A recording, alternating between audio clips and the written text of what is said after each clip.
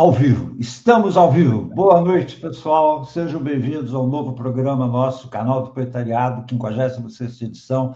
Aliás, Hamilton, 6 anos hoje, hein? Nosso primeiro programa exatamente foi... hoje? Não, junho. Junho. Que foi. 6 anos.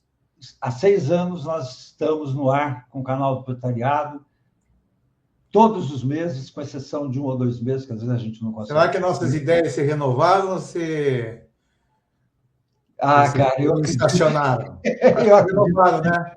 A gente não é mais aquele César e Hamilton da primeira fase. Tudo muda.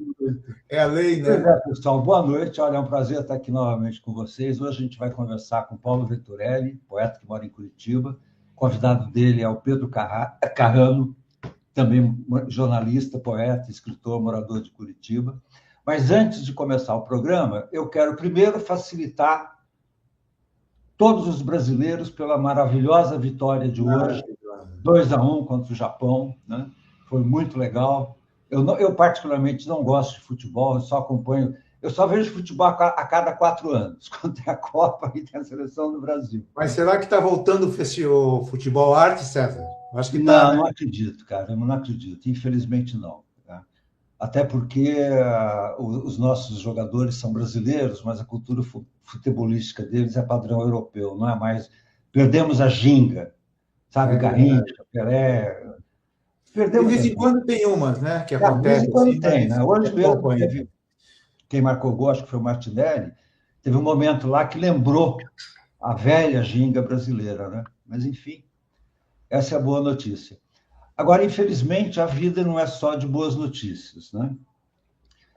A semana passada, exatamente hoje, faz uma semana, aqui em São Paulo, nós perdemos um grande amigo, poeta, que inclusive participou da formação do Canal do Proletariado na sua primeira fase, junto com o Elcio Fonseca, que é o Abel Coelho, né? O Abel Coelho, ele faleceu muito cedo, com 65 anos, de um ataque cardíaco, né? E ele foi um poeta bastante importante aqui no circuito paulistano de poesia, né?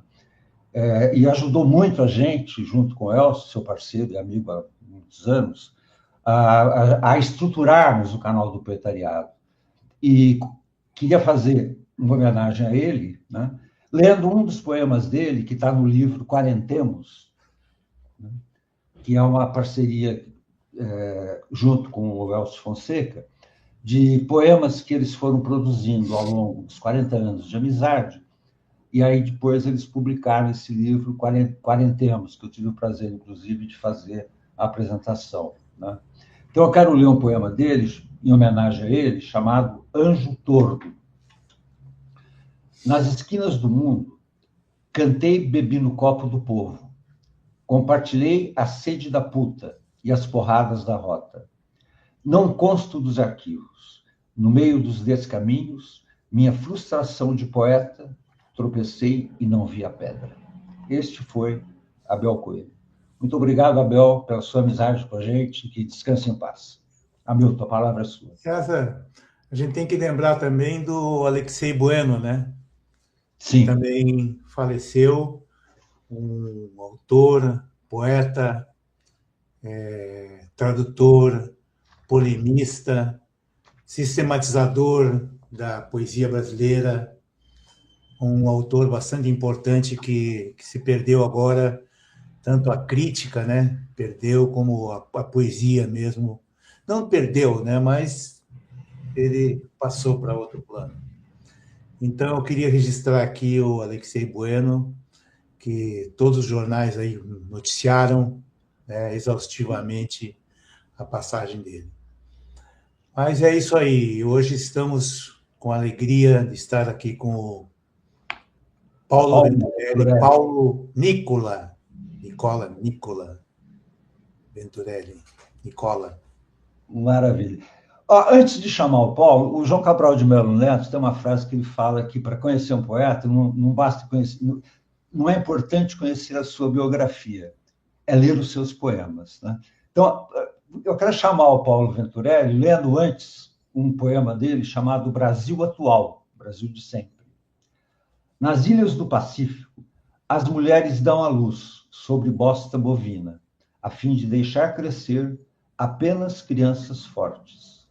A questão é evitar o superpovoamento aqui no Brasil, onde há abundância de espaço. As crianças vivem encharcadas de bosta durante toda a vida, em especial se são negrinhas. Parabéns, Paulo Venturelli, seja bem-vindo ao nosso canal do Poetariado. Boa noite, Paulo, obrigado por aceitar o nosso convite. Seja bem-vindo. Olá, boa noite a todos. Obrigado, digo eu, pela honra de estar aqui com vocês e espero que seja um papo bem produtivo. Vai ser. Paulo, você...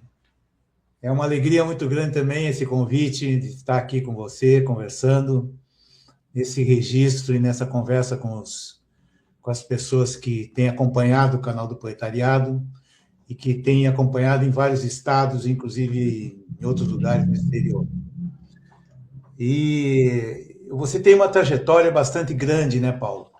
Filho de operários, nasceu em Brusque, catarinense, veio em 74 para Curitiba, mas em 76 já começou a aprontar aí a sua literatura com o Asilo de Surdos. E depois do Asilo de Surdos, a Sala 17, que aliás estamos juntos também no Sala 17, foi um movimento importante aí na poesia curitibana e paranaense. Mas de lá para cá, você publicou cerca de 29 livros, né? Inclusive infanto-juvenis, infantis, ficção, poesia, uma coisa, né, bastante ampla. Como que você... O que significou essa trajetória para você ao longo dessa criação toda de 1976 para cá? Bom, significa, antes de mais nada, a vida, né? O meu sentido de vida está neste escrever, nesse produzir. Eu comecei a escrever bastante cedo, quando eu era adolescente, estava num colégio interno, incentivado por um professor. Eu passei a ler muito, e ler de forma mais organizada, e de tanto ler, a cabeça ficou fervilhando de palavras, ideias, imagens, até que chegou um momento em que eu precisei colocar tudo isso para fora, né? Eu lembro que o primeiro texto que eu fiz, já com intenção literária, foi um soneto em honra da minha mãe. Ainda bem que esse texto se perdeu no tempo, porque deve ser, ou devia ser, qualquer coisa horrorosa, né? Eu tinha meus 12, 13 anos por aí, então não tinha experiência ainda de leitura, de feitura de texto, de carpintaria de texto, né? Então só pode ter saído uma grande bobagem, né? Mas a partir daí eu fui escrevendo sempre, lendo muito, observando os textos, porque um texto literário não pode ser apenas lido, né? Ele tem que ser visto, ele tem que ser sentido, né? E eu passei a fazer isso com bastante disciplina. Com o tempo, esse professor foi lendo os meus textos em sala de aula como exemplo de texto bem escrito. Eu recebi aí um bom pontapé para mergulhar nesse universo, né? Aí, como o Hamilton já falou, em 74, eu vim aqui para Curitiba para fazer a faculdade e estou aqui até hoje. Então, essa trajetória é essencialmente a minha trajetória de vida, né? Todo o sentido da minha vida está nisso. Agora, quando o professor falou, por exemplo, que tem que ter teria que ler um livro por semana, né? E parece que religiosamente você cumpriu essa missão, não? Esse professor falou isso, né? quem quiser ser inteligente na vida tem que ler pelo menos um livro por semana. Eu era um menino extremamente introvertido, né? E quando ele disse isso, eu absorvi essa ideia. Eu falei, bom, eu vou tentar ser inteligente, né? Eu vou tentar, porque eu não jogava futebol, eu gostava de ver, mas eu não jogava absolutamente nada. Eu não tinha nenhum tirocínio prático para nenhuma área de sobrevivência. Eu falei, bom, eu vou tentar então outro caminho, né?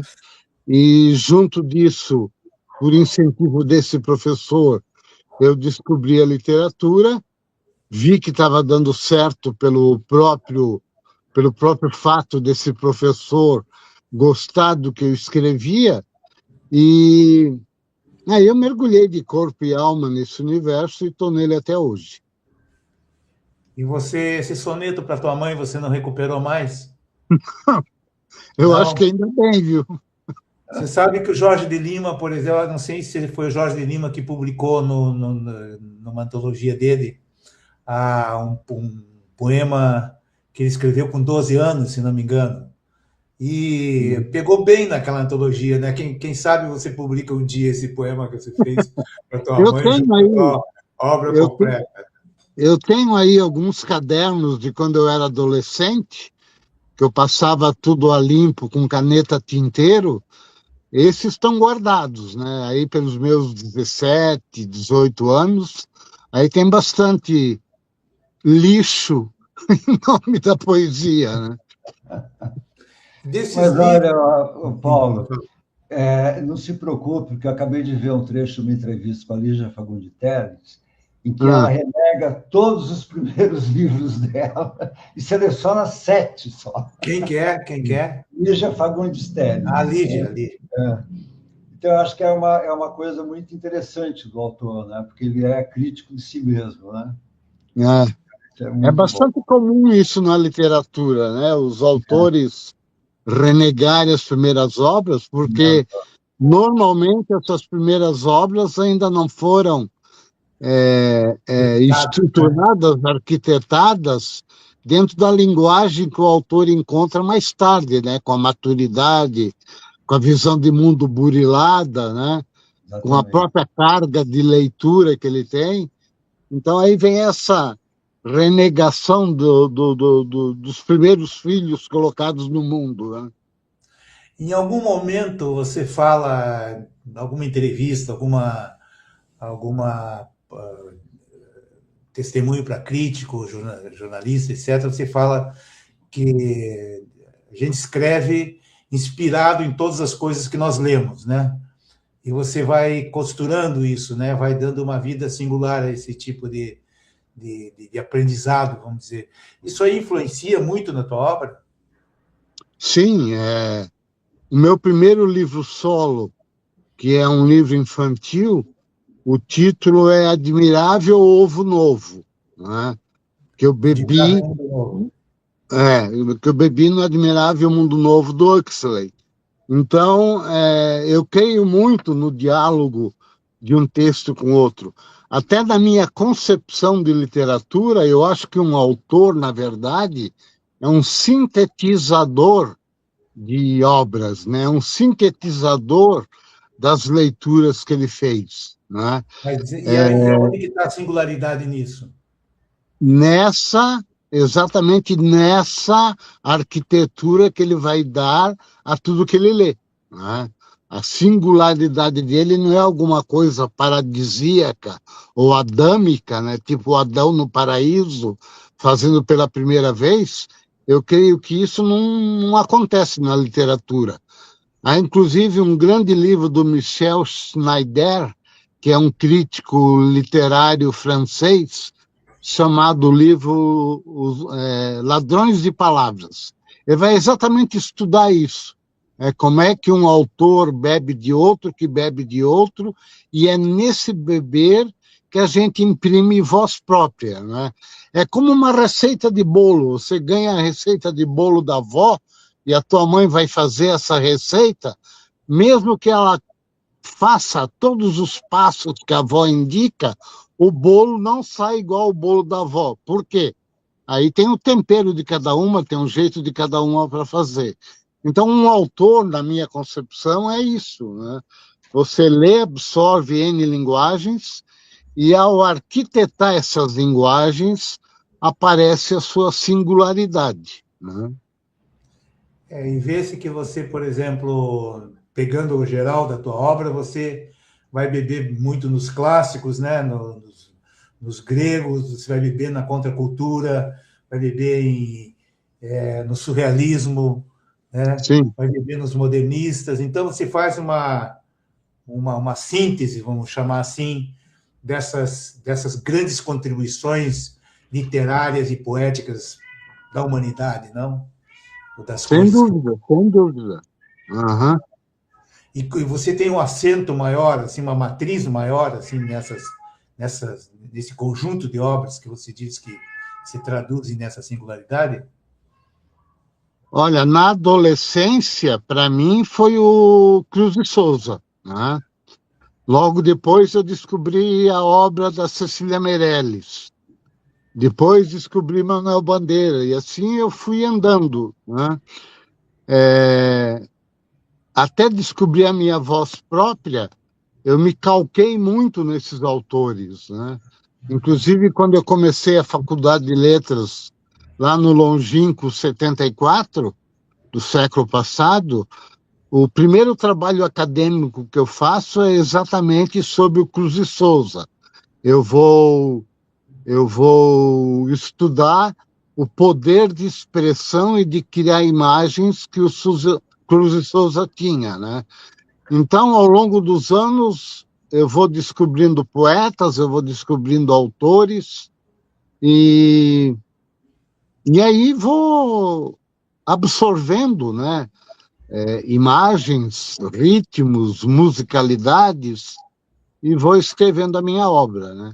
Hoje em dia eu creio que eu já tenho uma certa autonomia, mas me é muito, muito consciente essa preocupação de dialogar com outros autores, né?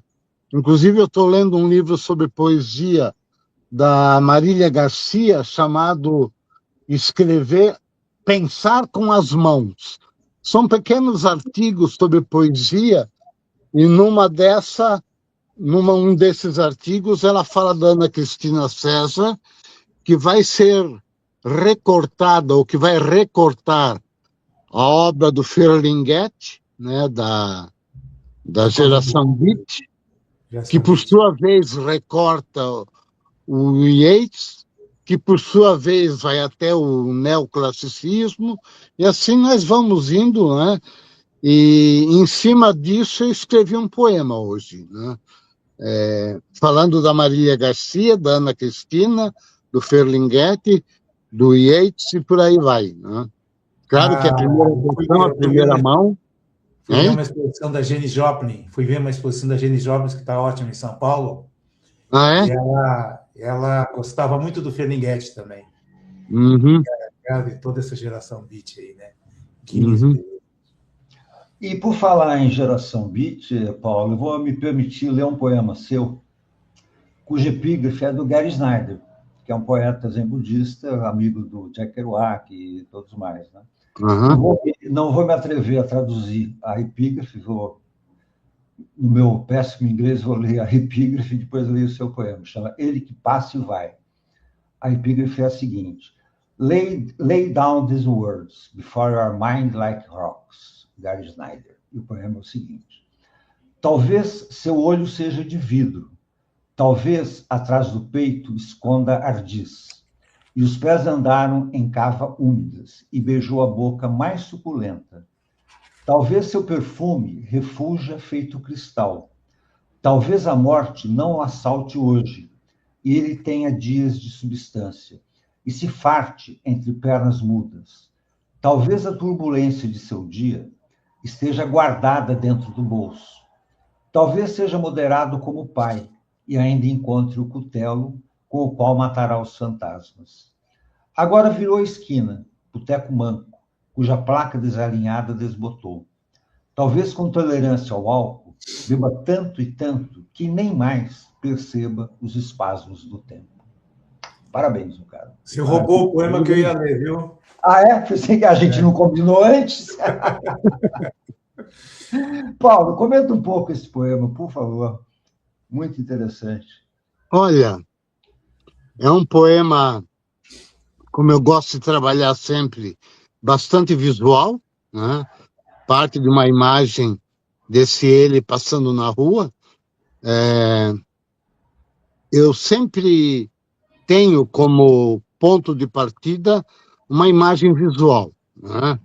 Ou uma imagem visual real, né? Uma imagem visual da contingência do dia a dia, ou uma imagem visual que eu capto num filme, numa peça de teatro, num texto literário ou não literário. Então, eu gosto de partir dessa imagem e, a partir daí, desenvolver o próprio poema, né? Eu acho que é um poema também que tem certos elementos surrealistas, né? Esse olho de vidro, essas coisas todas que eu falo aí, tem um componente surrealista, que é algo com que eu trabalho bastante, né? Eu tenho um livro publicado ano passado chamado A Marca dos Retratos na Parede Não é Apenas Ação do Tempo. É um título comprido, porque está muito na moda no Brasil esses textos curtinhos, com uma palavra só. Então, num diálogo reverso, eu faço um livro com um título bem longo. E aí há bastante textos em que eu trabalho intencionalmente com a dicção, pelo menos, a dicção surrealista, né? Que aparece nesse poema que você leu aí para mim agora, ou para nós agora. Agora, tem certos críticos aí que falam, por exemplo, num certo hermetismo na sua poesia. Não hermetismo no sentido de crítica à sua escrita, né? Mas uns códigos mais difíceis de serem percebidos, né? Como que você vê a poesia, por exemplo? Esse certo hermetismo não leva o leitor a penetrar mais na obra e sacar aquelas coisas essenciais na sua leitura? Como que você vê essa questão? Porque mesmo essa poesia que o César leu, não há uma facilidade, não há uma comunicação direta com o leitor, vamos dizer assim. Ele passa por várias mediações e vários lugares para chegar a uma compreensão. A poesia, muitas vezes, ela é ritmo, assonância, música, né? Lirismo, etc., e a pessoa percebe a grandeza do poema a partir daí. Né? Por exemplo, você lê O Poeta em Nova York, do Lorca, e você vê certos trechos não dá para, ininteligíveis, vamos dizer assim, não dá para perceber a grandeza do texto. Mas se lê o conjunto, várias vezes você começa a perceber, inclusive, a vida dele, a Revolução Espanhola, a morte dos companheiros e por aí afora, né? Cheio de imagens surrealistas, que foi um momento surrealista dele nos Estados Unidos, né? O Poeta em Nova York, quando ele passou por lá. Como é que você vê isso? Falando em hermetismo, é só pensar nos cantos do Ezra Pound, né? Sim. Que é sublimamente hermético, né? Que dá um trabalho muito grande para a gente destrinchar tudo aquilo. O hermetismo, na minha poesia, é um elemento intencional no sentido assim que eu penso. Nós estamos numa sociedade em que tudo é mastigado e facilitado, né? Tudo é entregue de bandeja.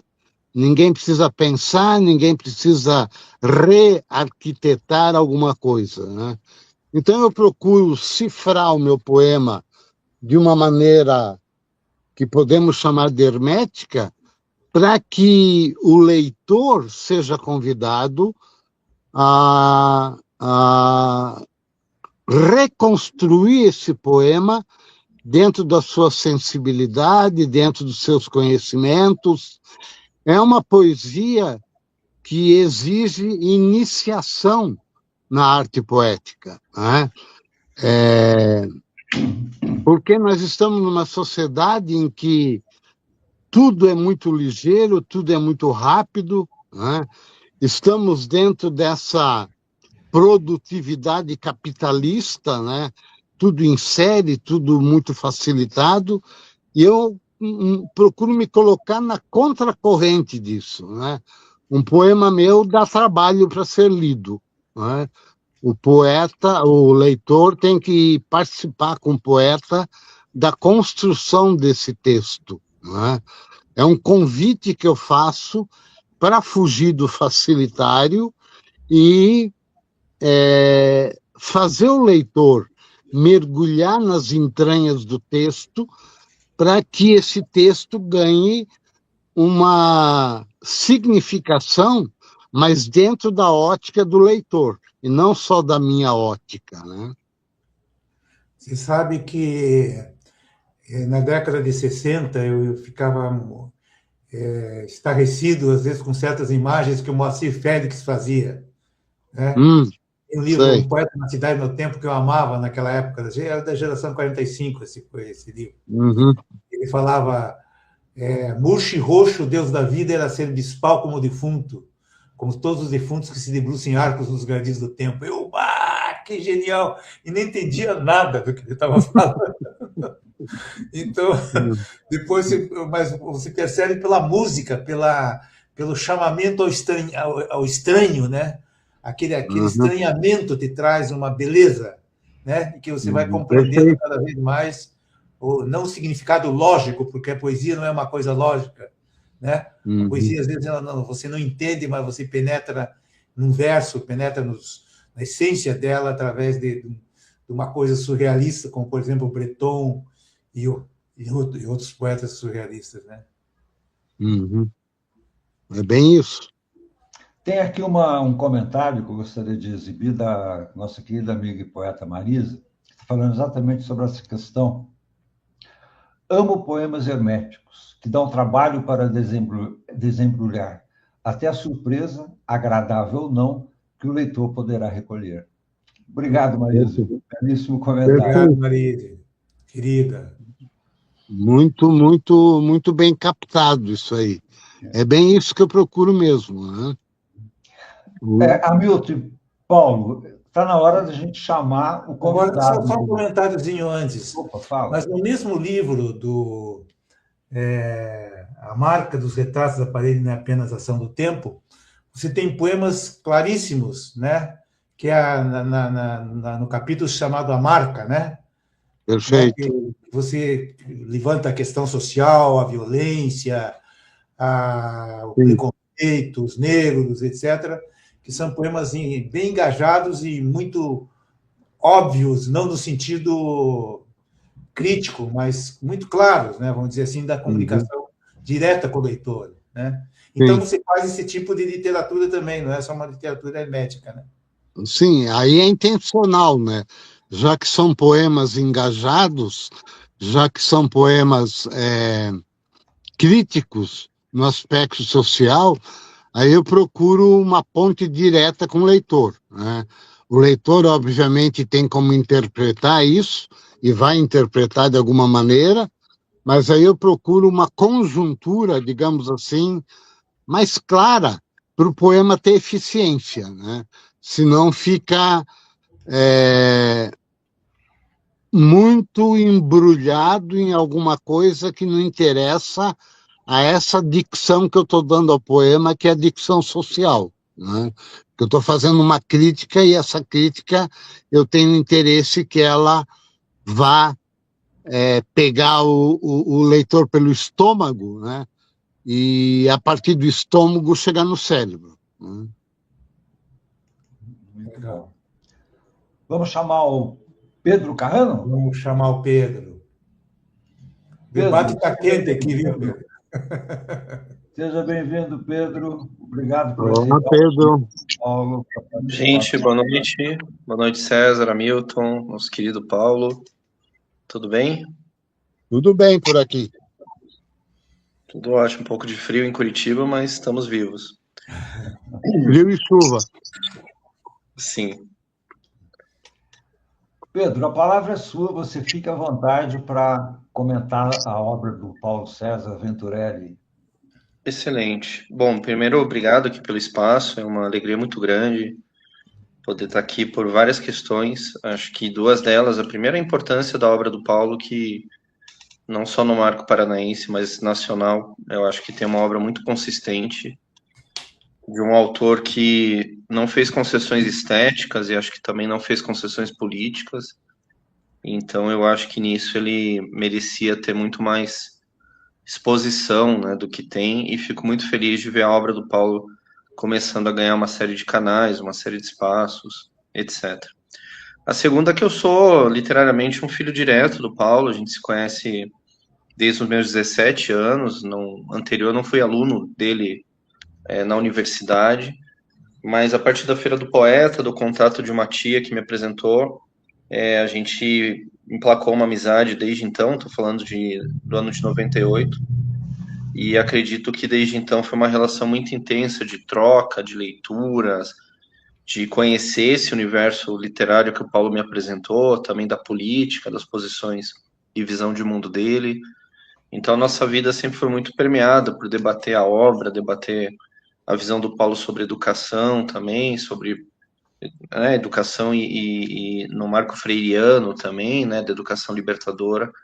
Então, eu acho que isso, para mim, é muito significativo, né? Desde os 17 anos eu tenho o Paulo como uma referência ética também, nesse sentido de ter me apresentado a literatura, mais tarde também ter me apresentado a posição do intelectual no mundo, e acho que o Paulo sempre foi um intelectual engajado, mesmo na dificuldade do final dos anos 90, quando muita gente não queria segurar esse rojão. O Paulo sempre teve uma posição muito firme, mesmo no auge do neoliberalismo, quando muitos intelectuais preferiram não se posicionar, né? Mas eu vou dar um pitaco aqui, um recorte do que eu acompanho. Tive a chance de ler, talvez a maioria das obras do Paulo.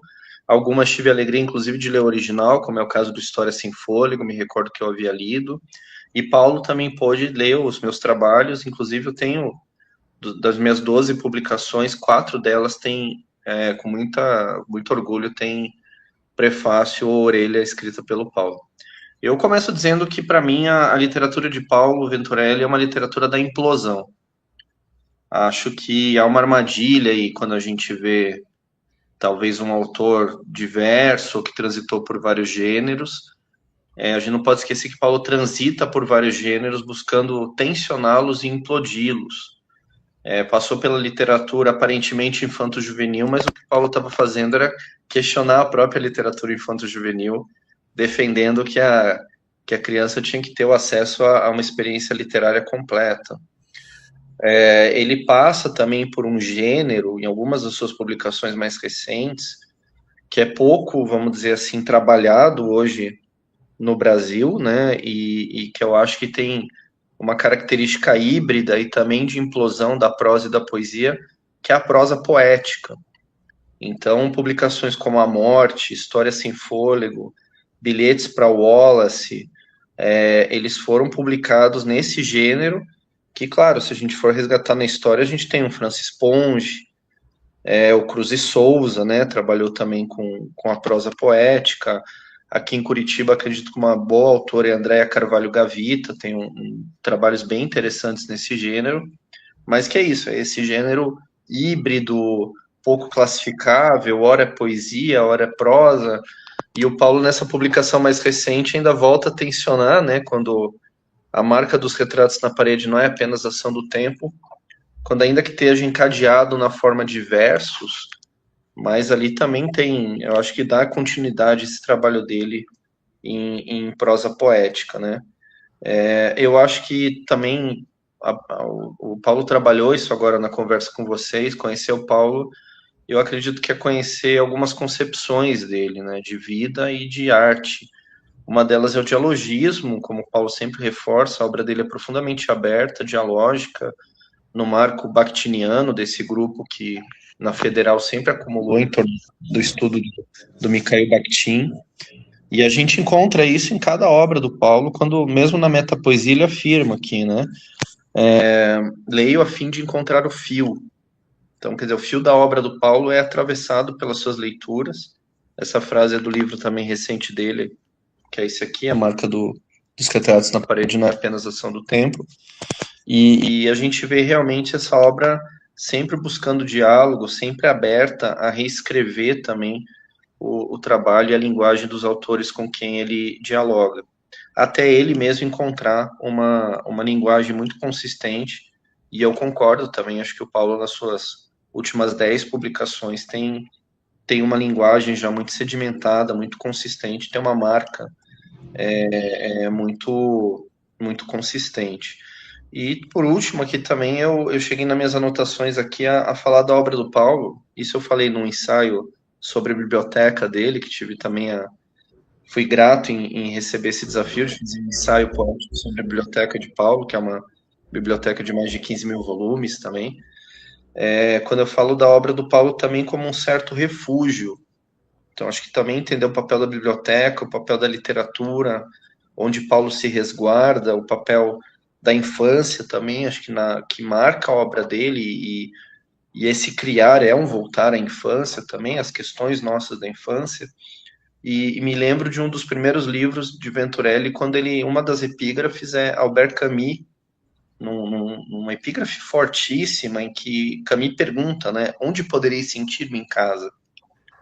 E acho que essa pergunta, de alguma maneira, ela está presente na obra do Paulo, quando, seja nos seus personagens, seja na visão de mundo, me parece que esses personagens estão se perguntando também na sua angústia, onde poderei sentir-me em casa? Acredito que essa busca de um refúgio, e a literatura como refúgio, e a linguagem como refúgio, me parece que é uma marca muito forte na literatura ventureliana. Gostaria também de finalizar aqui dizendo da importância do papel do intelectual, que Venturelli sempre chama a nossa atenção. Acho que isso foi uma marca da nossa amizade, que eu admiro muito, quando, após um certo tempo de amizade, eu imagino com 17 anos, Paulo também me coloca suas posições políticas, né, de marxista, de freiriano, de um autor engajado, porém não panfletário, mas engajado na linguagem, engajado numa concepção de educação, engajado na visão de sustentar uma visão marxista, que é uma visão de necessidade de mudança da realidade em favor dos trabalhadores. Ele, filho de operários, então tem esse compromisso com o próprio passado dele, né, de filho de operários tecelões de Santa Catarina, operário de fábrica, fato que hoje o Brasil, com 9% de industrialização, nem sempre a gente encontra alguém que seja um trabalhador fabril, né? Então, e Paulo com esse papel que eu comparo muito com Saramago, no sentido de uma literatura engajada, mas com profunda qualidade estética, e o papel do intelectual assumindo esse papel público de posicionamento, de emissão de opinião, de engajamento em defesa das causas sociais, quer dizer, de assumir uma bandeira do MST, por exemplo, dizer, olha, eu estou de acordo com o MST. Acho que isso no período pós-Bolsonaro ficou até um pouco evidente, porque eu acredito que muitos intelectuais se assustaram com o bolsonarismo e com o fascismo, e migraram um pouco mais para a esquerda, o que é muito bom. Mas gosto sempre de lembrar que Venturelli, desde os anos 90, e mesmo com a queda do muro de Berlim, com a queda da União Soviética, mesmo no período mais difícil do neoliberalismo, eu acho que o Paulo sempre se manteve nesse prumo de entender o papel do marxismo. E também com a preocupação de uma estética, como eu falei, híbrida, tensionando gêneros, implodindo muitas vezes o enredo, tem esse diálogo com João Gilberto Noll, com autores para quem a linguagem é um elemento mais central do que a própria ação do enredo. Falei alguns minutos, não sei se a minha síntese contribuiu, acredito que sim. É uma síntese de um companheiro, também de alguém que quando eu penso em literatura, eu estou dialogando com o Paulo mesmo na minha cabeça, e de um colaborador, acho que nesses anos, né, já se vão quase 30 anos de amizade, daqui a 2 anos, e com muita alegria aqui poder trazer esses elementos da obra dele. Obrigado, Pedro. Inclusive, eu quero compartilhar aqui um novo comentário da Marisa sobre o seu depoimento. literatura da implosão. Que bela definição, Pedro. Obrigado mais uma vez, Marise. Aliás, eu quero aproveitar e dizer ao nosso público que fique à vontade para fazer comentários e, na medida do possível, eu compartilho aqui com todo mundo. Eu estou envaidecido pela leitura que o Pedro faz do meu trabalho, né? Nós somos muito próximos, nós discutimos muito, brigamos um pouco, nos amamos muito, e o Pedro consegue ter distanciamento crítico para ler o meu trabalho de uma forma o mais honesta possível, né? Sem cair em badalação, sem cair em rasgação de seda, e eu fico muito contente com isso, né? Legal. Mas o Pedro falou dos bilhetes para Wallace, né? Isso. E eu acho que essa obra, eu conheci outras também agora, do Venturelli, me parece que ela marca bastante assim o seu estilo de literário, a sua forma de ver o mundo a partir da literatura. E interessante que é um livro ousado, né? Que trabalha o homoafetivo, muito pouco tratado na literatura paranaense, principalmente, né? Quer dizer, nem das mulheres e muito menos os homoafetivos. Mas eu vejo que é um livro que não trata apenas de um caso homoerótico, homoafetivo, mas ele trata também da solidão humana, da fuga, do sofrimento, da dor, né? da poética dos bilhetes, né? Que derretem a alma, né? A entrega, né? Que tem uma entrega que ultrapassa as fronteiras do erótico, né? E se mistura com um amor forte. Você não sabe qual que é a fronteira entre o erótico e a amorosidade e o amor, vamos dizer assim, né? Se bem que o erótico é amor, mas tem um a mais ainda nesse processo ainda que vai costurando essas coisas. Então eu vejo assim que eu queria saber assim como que foi o retorno do público, o espanto do público com o livro, né, naquele momento, ferindo uma máxima praticamente aqui do Sul, né? Esse moralismo que existe no Sul, né? Muito presente na vida social, na literatura mesmo, na literatura bonitinha, certinha, por aí afora.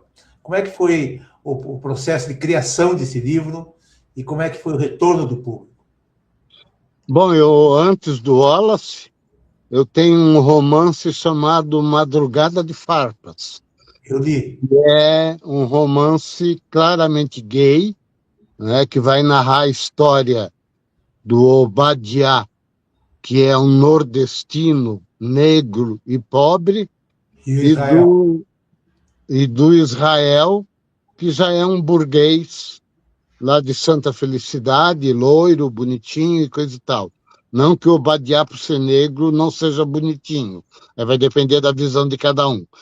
Mas os dois são estudantes de letras, né?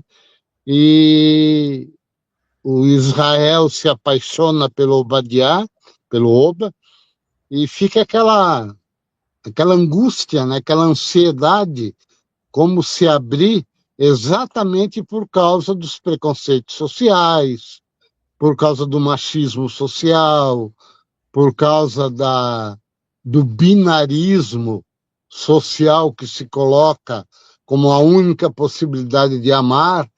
E eu queria quebrar isso também, né? E o Israel fica enredado nessas questões todas, a família, como é que a família vai ver, como é que eu posso chegar no Obadiah e dizer te amo. Então o romance desenvolve essas intrigas, né?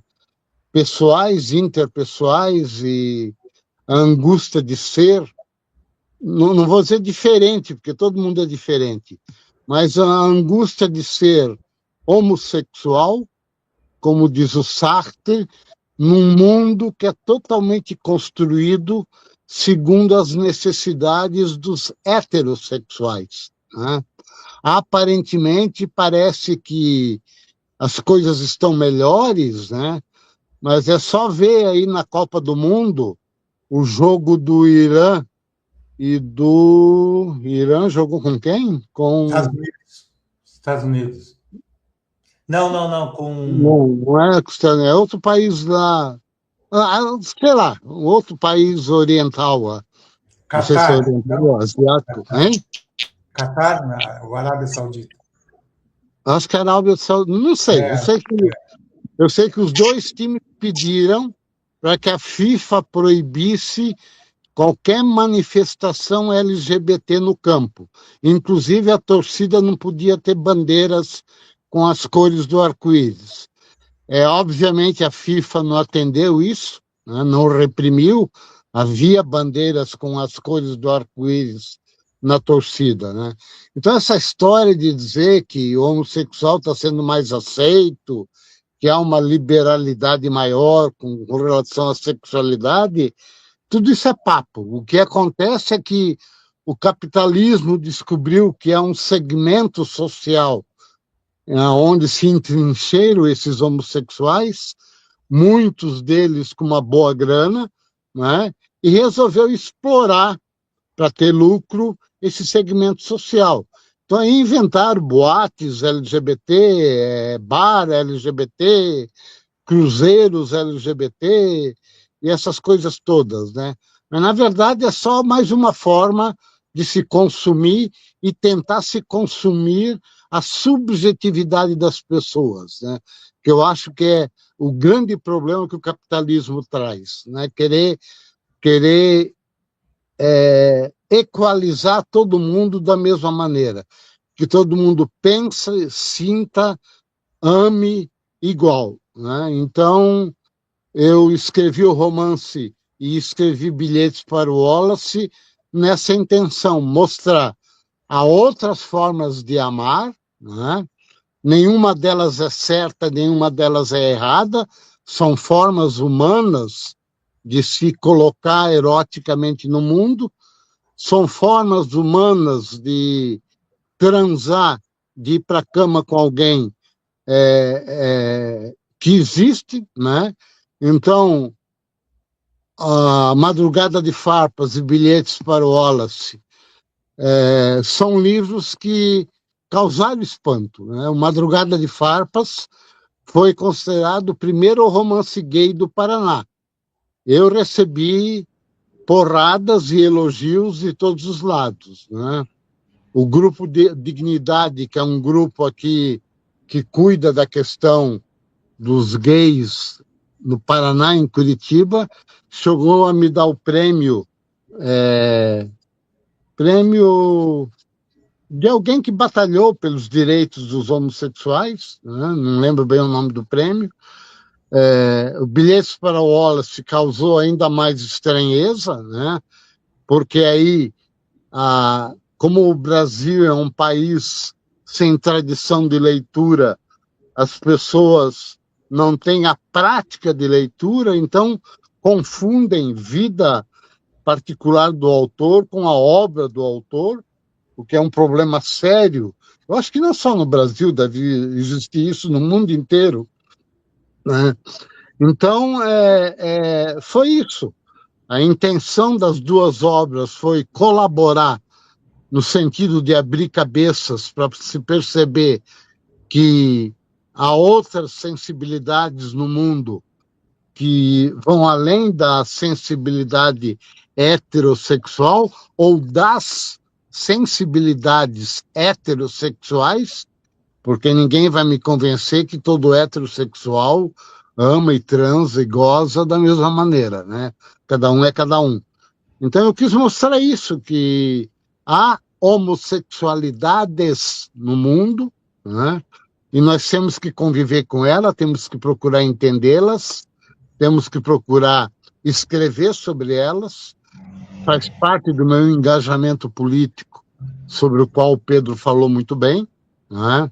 Faz parte da minha trajetória quebrar paradigmas, né? Eu fui professor de português durante um bocado de tempo e a minha intenção principal era quebrar paradigmas em todos os sentidos, inclusive na própria aula de português, em que eu aboli a gramática, por exemplo, né? Eu queria tornar os meus alunos leitores, que a partir do momento que a pessoa se torna leitora, ela vai criar um caminho e vai entrar em contradições com ela mesma, com seus próprios valores. Isso que me interessa. Então, Bilhetes para o Wallace e Madrugada de Farpas são livros que têm essa intenção, têm essa origem, né? Esse objetivo meu, né? Acho que alcancei pelas respostas que eu tive, né? Então é isso. Tem um outro livro aí que é original, chama-se Escritos para Rapazes, que continua nessa tomada gay, né?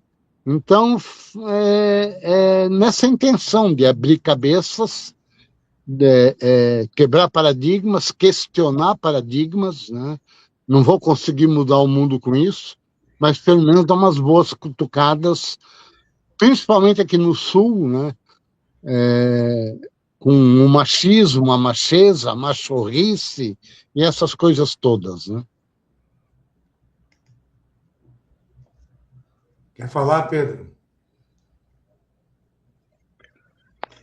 Completa essa análise que a gente vem fazendo aqui, então, novamente, essa literatura de ruptura, de hibridismo, ao trabalhar a própria questão de gênero e sair dos preconceitos e mostrar essa questão de forma mais ampla na literatura, acho que mais um dado que mostra essa busca do Paulo de realmente quebrar as fronteiras, né, seja as fronteiras da literatura, seja as próprias fronteiras da norma, da convenção, do preconceito, e fazendo literatura de qualidade. Me recordo que, até por ele ministrar a matéria de mestrado, há anos atrás, sobre questão de gênero e literatura, me recordo que a gente passava para alguns autores que até trabalhavam o tema, mas também sem essa qualidade, né, literária, estética, provocadora, e eu acho que é bem interessante o Paulo ter trazido isso, eu ia trazer também, e queria trazer, aqui selecionei um trecho aqui de um texto do História Sem Fôlego, que foi um experimento do Paulo, se não me engano, né, Paulo, dialogando com a obra do Oswald de Andrade, né, no sentido de trazer textos curtos. O Paulo também trabalhou com essa História Sem Fôlego aqui. Chama Fantasia Gráfica. Remexi meus cadernos a tarde toda, enquanto o vento lá fora impedia-me de ouvir com enlevo a música. Em cada página dos velhos cadernos, com letra já perdendo a cor, teu nome luzia numa intensidade incrível e contraditória. Procurei não reler nada. O passado dói como dobra mal feita sob a pele. Mesmo assim, concentrei-me naquelas linhas atropeladas por minha caligrafia estonteada e ordinária e fiquei a me perguntar por que nela tudo está ficando descolorido. Menos o teu nome. Menos o teu nome. Um texto curto, impactante, né? E é uma série deles também novamente com abertura para uma série de diálogos aí, para uma série de autores. E penso, Paulo, se puder dar um pitaco, fazendo um balanço na minha cabeça da tua obra, eu particularmente gosto muito, não sei se porque foi um dos primeiros livros que eu tive contato, com composições para meus amigos, que acredito que você fez numa edição na época mais artesanal, mas que também teve um certo impacto na crítica, porque ali você trazia o texto curto, né, a prosa curta, que, se não me engano, até o Miguel Sanches Neto fez uma crítica na Gazeta do Povo e destacava isso, além do Eduardo Galeano, que também tem essa característica do texto curto, você também apostou nisso no momento que não era muito em voga, né? Mas eu acho que ali é uma obra muito diversa, muito plural, talvez até que fragmentária, talvez, como algumas obras tuas, mas que tem textos de muita força ali, né? Eu particularmente gosto muito. E gosto de um texto chamado Em Lugar Nenhum, é meu conto preferido do Paulo, Porque começa com... isso é incrível também. Começa com um narrador na praia. Daí o narrador não explica bem porque que ele... Eu li há 20 anos esse texto, tá na minha cabeça ainda. E o narrador tá ali e não explica muito bem porque foi parar lá na praia e olhando aquele ambiente. Daí o cara é um escritor. No meio do caminho ele lembra de um encontro que ele, em tese, teve com o River Phoenix, né? Aquele ator estadunidense. E que o River Phoenix encontra ele, escuta o roteiro que esse escritor está escrevendo, fica apaixonado e fala, não, agora a gente vai filmar esse teu roteiro. O cara fica alucinado, porra, pela primeira vez na vida, um texto meu vai ter conhecimento, vai ter difusão, vou sair do ostracismo e tal. E daí vem aquela porrada, assim, liga a TV, River Phoenix morreu. E o cara tá com, acho que, o filho no colo, né? E daí ele termina dizendo, não me resta nada a não ser seguir a estrada a pé. Eu acho aquele texto, assim, de uma força e de uma fragmentação também, mas para dizer desse dialogismo do Paulo também com outras linguagens, né, Paulo? É uma preocupação minha sempre, né? Não só com a literatura, mas com o cinema, com as artes plásticas, né? Eu faço muito, por exemplo, pegar um livro de pintura de um autor que eu gosto, né? Abrir o livro, ficar contemplando a reprodução de um quadro, né? E a partir das patadas atômicas que esse quadro me proporciona, eu escrevo, né? Escrevo esses textos que não têm gênero definido, né? Não sei se é crônica, não sei se é conto, não sei se é crítica, não sei se é poema em prosa, né? Esses textos que implodem, como diz o Pedro, né? Todos os gêneros, e que eu gosto muito, né? As coisas certinhas, quadradinhas, essas coisas não são comigo, né? Eu gosto de provocar o leitor e me provocar também, né? Então é um prazer muito grande eu assistir um filme, de repente uma cena me chama a atenção e aquela cena fica na minha cabeça e eu vou desenvolvendo, de repente sai alguma coisa daí, né? Às vezes com mais clareza um conto, às vezes com mais clareza um poema, mas sempre essa miscigenação, esse hibridismo me interessa, né? Gosto muito de música, trabalho muito com música, né? Estou aqui embaixo na biblioteca e eu escrevo pela manhã sempre, né? Até 11h15, 11h20, 11h30, aí subo para nossa casa, né? Vou ouvir música, vou tomar um whiskyzinho, às vezes, né? Não sempre, mas tomo um whiskyzinho, fico ouvindo MPB, música clássica, fico ouvindo jazz, e por aí vai, né? E tudo isso alimenta a minha cabeça atormentada, né? Tem um trecho do Kafka que eu queria apresentar para vocês, que está no livro Sociedade Paliativa e a Dor Hoje, do Byung-Chul Han, que é um coreano, né? Ele diz o seguinte: a escrita é, segundo Kafka, em uma carta a Max Brod, uma recompensa doce e maravilhosa para o fato de que ele é, entre aspas, beliscado, espancado e mastigado pelo diabo. Ela, a literatura, né, é uma recompensa pelo sofrimento insuportável. Essa coisa de ser mastigado pelo diabo me interessa muito, né? Eu tenho milhões de diabinhos na cabeça, mastigando e remastigando tudo, e eu procuro, na medida do possível, das minhas incompetências, né? Ou pelo menos do meu modo de ser, colocar isso para fora, né? Essa dor insuportável de ser, esse não sentido da vida, que, para mim, o sentido vai ser encontrado, como eu falei no começo, na própria literatura, né?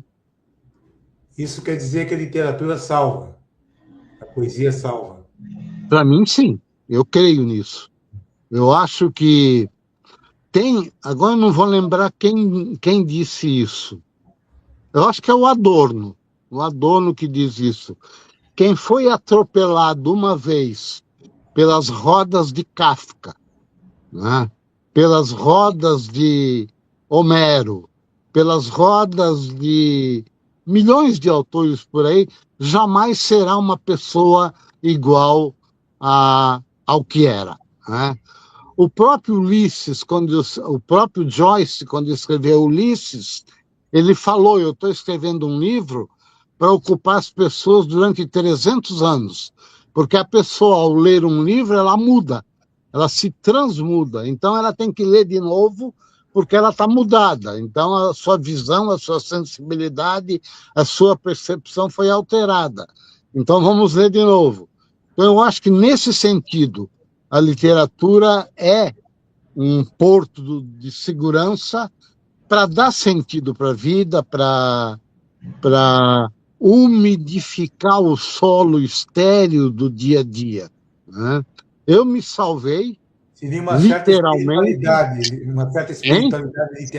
Uma certa espiritualidade literária, digamos Sim, assim. sem que essa espiritualidade tenha relação com religião. Mas a espiritualidade em si, eu acho que é salvadora, e a mim, pessoalmente, me salvou. Porque pela criação que eu tive quando eu fui criança, eu devia ser um drogado, eu devia ser um alcoólatra, ou eu devia ser um estuprador, né? Mas, em lugar disso, me tornei um professor e tento humildemente ser um escritor. Graças ao professor de português, que me despertou para a literatura, e a literatura me encantou sempre e me encanta até hoje. Ligando essa questão, só um minutinho, ligando essa questão a uma afirmação sua que diz que para ser autor tem que ser um exímio leitor, como é que você vê, por exemplo, aquelas pessoas, tipo, por exemplo, Patativa da Saré, ou outros autores que captam a subjetividade do mundo e a reinventam a partir das suas antenas de sentimentais, da ancestralidade, da tradição, da experiência de vida? Como é que você vê isso? E não passa, muitas vezes, pela literatura escrita, mas passa pela eles não passam pela literatura escrita, né? Pela letra. Mas aí o Paulo Freire tem razão. Antes da gente ser um leitor de livros, a gente é leitor da vida, leitor do mundo. Então, o Patativa do Assaré e tantos outros, eles são grandes leitores da vida, da própria experiência deles, da dor insuportável de existir, que todo mundo sente, que todo mundo percebe. Eles leram isso e leem isso com muita intensidade e fazem a obra maravilhosa que fazem, né? Eu acho que hoje em dia isso muito está no rap, né? O rap não é aquele rap escandaloso, meloso, mas esse rap crítico, né? Esse rap que vai contra. O rap do slam. Isso, o desafio da poesia do slam, tudo isso tem muito a ver com a vida deles, né? Eles não têm, talvez, a bagagem literária e intelectual que a gente tem, mas têm a bagagem intelectual da vida, né? E esse desafio é alguma coisa que a mim me encanta tremendamente, né? A capacidade que eles têm de fazer um texto rimado, né? Com ritmo, com musicalidade, é uma coisa muito interessante, né? Hamilton, Paulo e Pedro, estamos quase chegando no final do nosso programa e eu queria retomar aqui um tema que a gente passou por ele rapidamente, que são as suas publicações infanto-juvenis, né? Você tem vários livros publicados com a temática infanto-juvenil. Vou dar para citar aqui A Casa do Dilúvio, de 98, No Vale dos Sentidos, em 99, Espelho, Espelho, de 2000, Visita à Baleia, A Alma Secreta dos Passarinhos, Admirável Ovo Novo, né? E há uma questão que particularmente me interessa, porque eu estou prestes a publicar uma história infanto-juvenil, e queria saber exatamente o que te move a escrever para esse público infanto-juvenil. Olha, é a intenção que eu tenho no geral do que eu escrevo, né? Perturbar, acordar a criança, acordar o jovem. Os meus livros, como disse o Pedro, mesmo infanto-juvenis, são questionadores desse rótulo infanto-juvenil, que eu acho que é muito mais um rótulo comercial, um apelo comercial para a escola pegar o livro e adotar, né? E a editora e o autor e livreiros faturarem alto em cima disso. Se você pegar os meus livros e ler, você vai ver que há uma preocupação muito grande com o conteúdo e com a forma, né? Eu relativizo esse rótulo, né, de infanto-juvenil, né? Eu sempre digo, meus livros infanto-juvenis são para crianças de 8 a 88 anos, né? O Admirável Ovo Novo, por exemplo, foi estudado por grupos de psicanalistas, por cursos de letras, né? Foi fator de dissertação de mestrado. O Anjo Rouco também foi estudado em mestrado, né? Então, o que me move é isso, é perturbar o leitor, questionar esses rótulos, né? Trabalhar com a fantasia de uma maneira não piegas, né? Trabalhar com a fantasia de uma maneira crítica, de novo naquele sentido de romper paradigmas, né? O próprio texto que eu coloco graficamente na página, ele tem uma concepção diferente de um texto comum, né? Então, tudo isso é no sentido de despertar o leitor, sair dessa pasmaceira que é a vida diante da telinha ou das telonas, né? Isso sempre me preocupou muito. Então, o que me move é isso, né? Não sei se eu chego lá, mas eu tento, pelo menos. Né? Não, com certeza. Tem mais uma questãozinha só. Vamos lá. Vai lá. Não, que é o seguinte, se por um lado você tem, por exemplo, uma literatura que te salva do sofrimento, da falta de sentido da vida, e te repõe energias vibratórias para viver, né, de uma forma equilibrada, vamos dizer assim, em frente a esse mundo insano que a gente está. Por outro lado, existe uma certa subjetividade do maravilhamento, né, que é muito característico, por exemplo, do Haikai, do Tanka, da poesia oriental, de Rabindranath Tagore, de Rumi, de Kabir, de vários autores orientais que Basho, Issa, que se seguiam por um certo maravilhamento com a natureza, ou com o existir, ou com Deus, ou com o Supremo, ou com o cosmos, etc., né? Como é que você vê essa questão? Quer dizer, porque então a literatura teria vários papéis aí, nesse sentido de ou aproximar dessa subjetividade do maravilhamento, ou se tirar dos subterrâneos do ser para um patamar mais elevado. Eu acho que o que eu disse sobre o sentido da vida por meio da literatura, para mim, né, não anula os outros sentidos que a literatura pode ter, né? O Haikai procura o Satori, né? Se for assim que se pronuncia, né? Então, esse deslumbramento, esse insight sobre o universo, né? Essa migração para um outro plano de existência, eu acho que tudo isso é válido, né? Claro, sem dúvida nenhuma, eu também me maravilho. Tanto que a literatura sempre me maravilhou e por isso eu estou aqui, falando nesse momento, né? As epifanias que uma Clarice Lispector traz, né? Por exemplo, ela coloca em pauta o nosso inconsciente, né? Se realmente existir isso. Um inconsciente que é também plasmado socialmente, né? Então, tudo isso são fórmulas que a literatura tem e formas que a literatura traz para despertar para alguma dimensão da vida, né? Por isso que o ato de ler é um ato riquíssimo, né? Eu sempre batalhei muito pela leitura, atravessei esse país de pé a ponta falando sobre leitura por causa disso, né?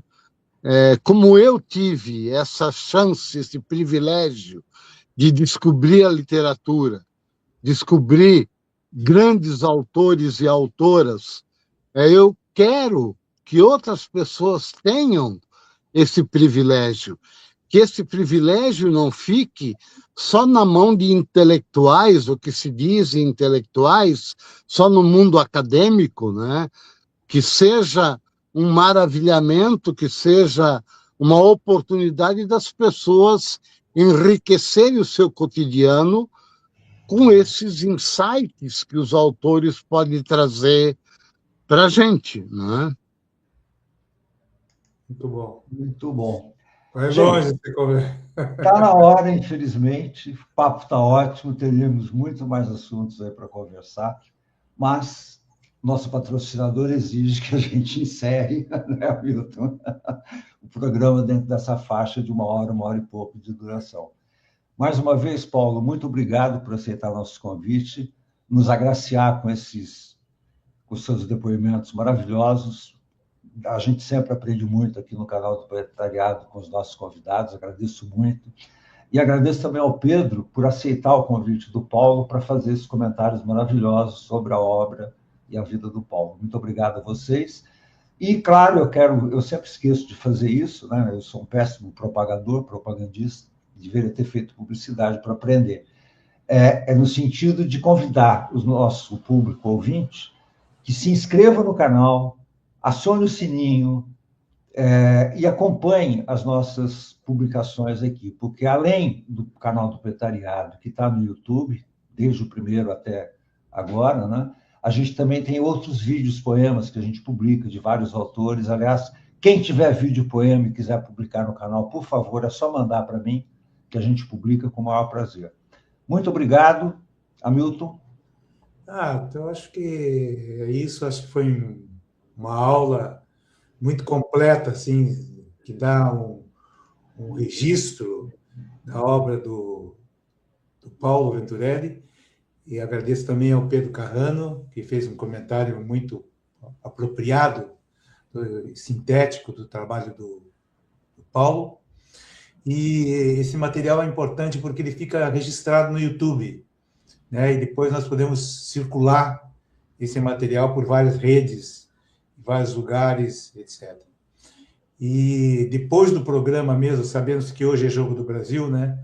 Então, certamente não tem muita gente que assistiu o programa agora, mas que certamente irão assistir no YouTube, né? E no momento da divulgação. Até porque o pessoal está comemorando a vitória. Está todo mundo querendo o Hexa. Eu até pensei que o Paulo ia dizer assim, poxa, mas vamos adiar de novo? Pois é. Não, hoje já seria exagero, né? Eu queria agradecer o convite de vocês para participar desse canal, né? Eu acho importantíssimo a gente discutir literatura, discutir leitura, discutir tudo isso, no sentido de abrir caminhos, né? Eu acho que estar no YouTube é um chamamento para, quem sabe, a partir de tudo isso, alguém resolva ler, alguém descubra a literatura, não minha, mas de gente muito melhor do que eu, que está por aí merecendo leitura, né? O Pedro citou o João Gilberto Noll, eu acho que é um autor, um dos mais importantes da literatura contemporânea brasileira, né? Bernardo Carvalho também, né? Hein? Bernardo Carvalho, maravilhoso, né? Então tem muita gente boa aí para ser lida, do Brasil e do mundo, então espero que o YouTube nosso seja um fiozinho que se puxe para levar alguém ao livro. Muito obrigado. Bom. Obrigado a você. E só um lembrete. Cada vez que vocês entrarem no canal, por gentileza, não deixe de fazer comentários também, porque isso ajuda o algoritmo a ser mais espalhado pelo mundo, e isso ajuda a literatura, né? Então, muito obrigado. Pedro, quer falar alguma coisa antes da gente encerrar? Agradecer muito o convite, estou à disposição, foi um prazer incrível poder tabelar e dialogar com a obra do meu querido Paulo Venturelli, que é uma das principais referências para mim como ser humano e como escritor. Fico muito feliz, como eu disse no começo, de ver a obra do Paulo repercutindo. Acho que é mais do que justo, rompendo, às vezes, pequenas políticas literárias que impedem autores críticos de terem uma melhor difusão da obra. Acho que o Paulo paga e paga de uma maneira que tem que ser assim mesmo, porque sempre teve sua posição de mundo muito nítida, mas eu fico feliz de ver a obra dele repercutindo. E, só para terminar, Paulo foi uma das primeiras pessoas que, ainda na minha juventude, falou a palavra projeto. E eu acho projeto de vida, projeto de leitura, essa pergunta, qual é o seu projeto de leitura? E isso sempre ficou para mim, e hoje mesmo na política a gente carece tanto de projeto, né? Mas eu acho que é isso, nesse tempo de tanto imediatismo, de redes sociais, de superficialidade, eu acho que a pergunta do Paulo, pelo menos para mim, ressoou e continua para nós que amamos a literatura. Qual é teu projeto de vida? Qual é teu projeto para teus filhos? Qual é teu projeto de leitura? E eu acho que essas perguntas seguem fundamentais para todos nós. Qual é o teu projeto de governo, né, na próxima eleição, né? E entra para a política. Qual é o teu projeto de governo? Mas para o governo, mesmo o nosso governo, a gente também faz a pergunta: qual é o projeto? Sim, sem dúvida. De indústria, de educação infantil, é a palavra projeto. O Paulo foi o primeiro que me trouxe essa palavra, que hoje é para na nossa luta política também, da nossa militância. Projeto. Qual é o nosso projeto? Muito bom. Gente, aquele abraço a todos, uma ótima semana e até o próximo canal. Igualmente. Até a próxima.